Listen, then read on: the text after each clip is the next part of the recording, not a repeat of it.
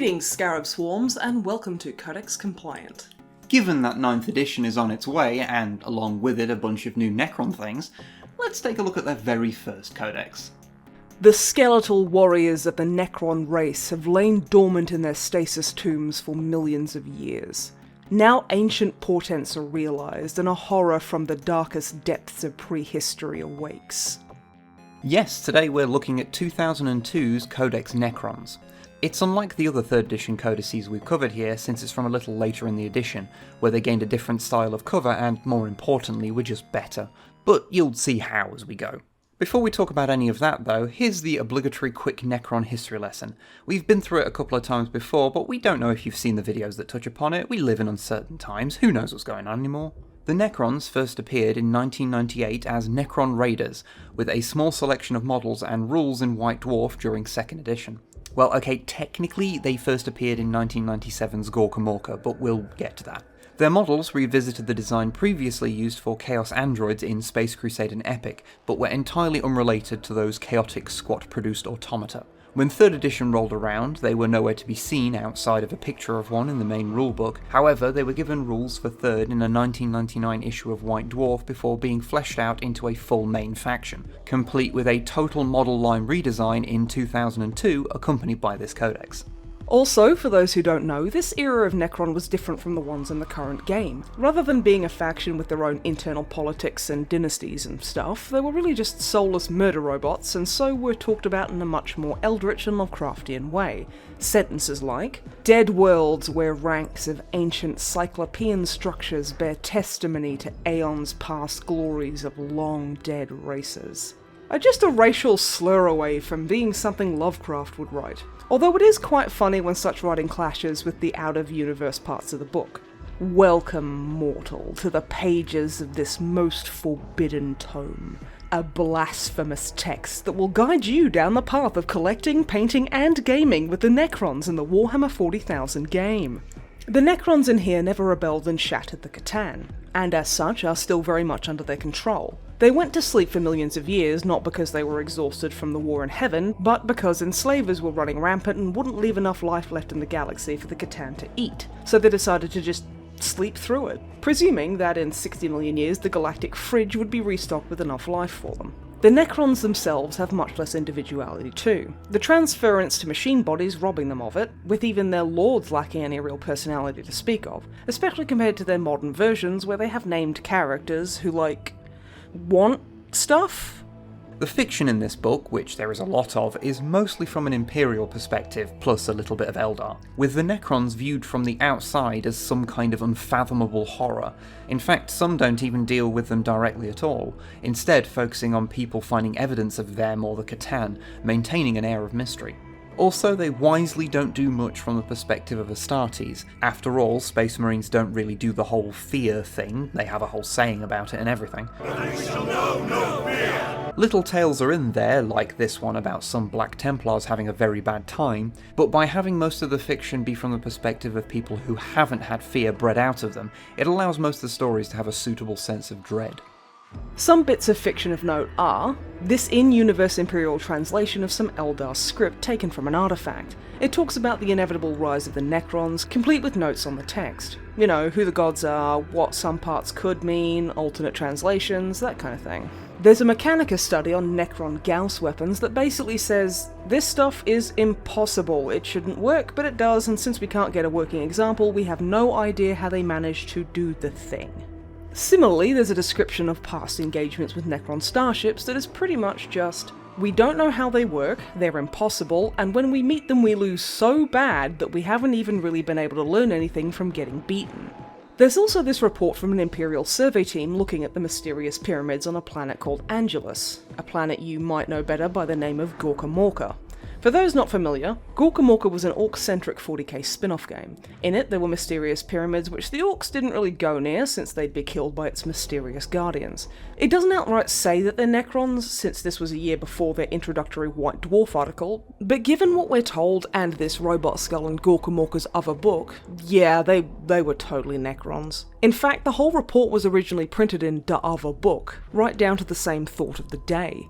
The survey team in question's descendants would eventually become the Diggers, so it's nice to get a view of them whatever this is. To get to the part of the book that lets you play the actual game, there are some interesting special rules for the army. First off, there's the will be back rule. Do you get it? Like Arnold the Terminating Man. Which is really just the old name for reanimation protocols. However, it worked a bit differently. When a model was killed, it was placed on its side, and at the start of a turn you could roll a d6. On a 1 to 3 they'd simply be removed, but on a 4+ they'd reanimate and join the nearest squad of the same type. There were some restrictions though. They could only do it if a squad of the same type was within 6 inches of it, and it was nullified by being killed by a weapon with a strength twice their toughness, or a melee weapon that ignored armor saves. There was also phase out, which meant that if 75% of your Necrons were killed, then your army teleports away and you auto-lose. Which sounds a little frustrating, a theory confirmed by my very scientific Twitter poll. The army list itself was pretty limited compared to the current line. For HQ choices they only had lords, and for troops they only had warriors. Elites were pariahs, immortals and flayed ones. Fast attack was wraiths, destroyers and scarab swarms. And finally, heavy support was tomb spiders, heavy destroyers and monoliths. The limited nature of the list meant that when building your basic force of 1 HQ and 2 troops choices, which was the basic requirement for most games for most of 40k's history, the only choices you really had were how many warriors were in each of your 2 squads and what equipment you gave the lord. Hell, the monolith was the only vehicle at your disposal too. Some things to mention are that tomb spiders, who would be later reworked as canoptech spiders, could spawn 1 new scarab swarm each turn that would join its unit, as opposed to being able to fix damage squads of scarabs as the modern canoptech variety do. Monoliths were pretty tough since, as well as being difficult to damage due to being 14 armor all round, the version of the living metal rule they had back then meant that weapons that could reduce armor values couldn't do that against it, and weapons that got additional armor penetration dice, like melter guns and chain fists, well, didn't, which made the pool of ways to reliably take down a monolith much smaller. And then we have Pariahs. Now, these were a unit that was only ever in this codex. They were gone as a playable unit by the time they got their next one in 5th edition. They were amalgams of Necron and human, and radiated a sense of palpable fear and menace due to them being created using the Pariah gene usually found in Calexis assassins. This was represented by their psychic abomination rule that meant that any psyker within 6 inches of them had to take a morale test at the start of the turn or fall back. They were also armed with some pretty nasty weapons. Their war scythe is a horrible word to say, by the way. Had a built-in Gauze Blaster, got to roll 2d6 when working out armor penetration on vehicles, and didn't allow armor saves, even in vulnerable ones. You're not safe here, Makari. Sounds terrifying, but they were somewhat mitigated by the fact that they weren't proper Necrons and so didn't get a will be back roll, and it would have cost a whopping 360 points for a full squad of 10. As a fun little aside, while researching this video, we stumbled upon an old scenario put out on the GW website in 2005, in which players must capture or kill a prototype pariah that was made from a captured Calexis assassin. The prototype uses pariah stats, but still has war gear and abilities from when they were an assassin, which is honestly pretty cool. It also ties into a little story in the Codex where you see some facet of a Catan, presumably the Deceiver, pretending to be a misbehaving planetary governor to lure in a Calidus assassin. They just like capturing assassins, you know? It's a hobby. The story suggests that, to a Catan, the use of polymorphine makes a person's essence taste better, so, you know, now you're burdened with that knowledge. As a final word on pariahs, although we can't find the source for this claim, a lot of people seem to think that this 1998 piece by John Blanche was actually concept art for a pariah. Make of that what you will. As for special characters, well, given the whole Necrons are soulless husks thing, there's no one like Trazen, Xeris or Imhotep. 3 characters I realise I've never said the names of out loud before. Let me know in the comments how poorly I pronounce them. Instead of those, you can pick from one of 2 Catan, not Catan shards, Catan. As mentioned earlier, this was before they decided to have the Necrons do the Klingon thing and kill their gods, so these are fully fledged Catan, the Deceiver and Nightbringer specifically. And they had their own powers rather than being able to pick from a list. For example, the Nightbringer had Etheric Tempest, which allowed you to knock enemies back and out of close combat. Also, we know that there are arguments about how you're supposed to pronounce Catan, but as you probably noticed, we say Catan like Cthulhu. It just makes sense given how Lovecraftian this old lore was. Plus, it's how Duncan says it, and who's going to argue with a good boy like him? Catan. On the subject of painting guides, the colour bits of this book had a pretty decent hobby section, showing you how to assemble warriors and destroyers, how to paint them up nice and easily, and some very important info about how and when to affix those clear green rods. We wouldn't mention it, but it is very important after all. There's also information on creating Necron-themed scenery, which is one of those little extra bits that really elevate this codex above many others. There's also some fun alternate Necron colour schemes in here, such as Very Mouldy Bread, Jason Plato's 1990s Renault Laguna, and oh my god, far too much gold. The tactics are pretty funny too, basically just boils down to, just walk forward, it's your opponent's problem now, which is, admittedly, rather fluffy. The artwork in here is pretty neat too, being a little more creepy and monstrous than you see now. This image of a warrior exemplifying that perfectly, and honestly, this is one of our favourite bits of Necron artwork, period. Think it's by Paul Dayton, but can't be sure. GW, please credit your artist better. Of course, the line between creepy and goofy is a thin one, so sometimes they look more depressed than scary, but still, it's all to a consistently high quality. Also, if you're interested, I drew my own interpretation of what I think the Necron tier looked like based on the depressed Necron skull. I hope you like it.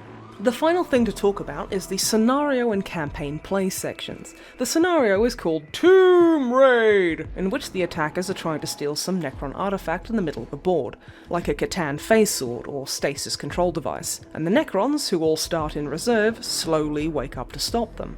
I believe it's players' preference whether the tomb raiding is done in hot pants or not. The campaign play section is great too, showing you how to integrate Necrons into a campaign. This includes explaining what the Necrons could be doing, from the Red Harvest where they're just killing because that's how the Catan get their kicks, to the Catan simply wanting to be worshipped. A lot of this is about the Catan getting their jollies, honestly.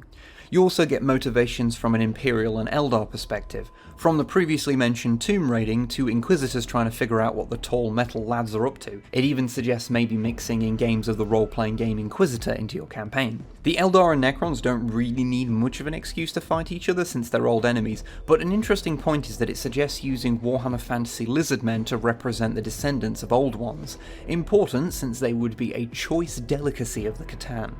This is along with rules for Necron Tomb World terrain generation, which allows you to do exactly what it says. From the placement of tomb entrances to Mechanicus research posts to sandstorms that affect the player's ability to move and shoot. Although admittedly I'm not sure how many players will have D6 obelisks in their house. I mean, we don't have that many, and quite frankly this chart is making me feel very conscious of that fact. Now comes the part where we do a conclusion to trick you all into thinking that we know how to structure our videos. Also, this just in, you can use Codex Necrons as a hat. This codex is pretty great, honestly. We can see why so many people have asked us to cover it. The fact it contains so much fiction and lore for a faction that has since been radically changed makes it great fun to read even to this day, which is in stark contrast to many of the earlier 3rd edition codices, which tended to be a little bit on the light side on such things. Plus, most of the factions are usually pretty similar to their modern versions anyway. We just have a soft spot for the old Necron interpretation that leans heavier on the ominous horrors from space angle, even if we appreciate that the modern version gives players a bit more freedom to make their army their own. This codex was in use all the way up to 2011, when it was replaced by the 5th edition version, which also reworked the Necrons into their more modern interpretation. Of course, the fun part now is that, given that 9th edition is nearly upon us and with it all that new Necron stuff, basically every reference we just made to modern Necrons is likely soon going to be very out of date. Truly, we are the ones who suffer.